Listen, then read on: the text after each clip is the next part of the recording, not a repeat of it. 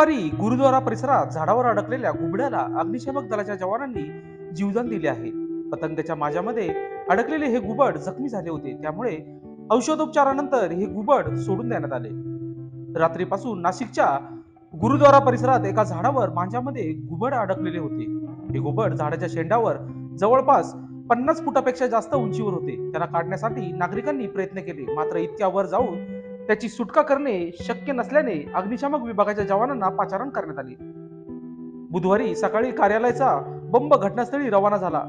जवानांनी घटनास्थळाची पाहणी करून बांबूच्या साह्याने त्या घुबडाची सुटका केली. 2 बांबू एकमेकांना बांधून त्याला हुक लावून घुबड अडकलेल्या फांदीला तोडली. त्यात ते घुबड सुटले. सुटका झाल्यानंतर जवानांनी घुबडाला इको रेस्क्यू संस्थेचे वाईल्ड लाईफ वेलफेअर सोसायटीच्या 20 स्वयंसेवकांनी धावाधाव केली व त्याला सुखरूप सोडले.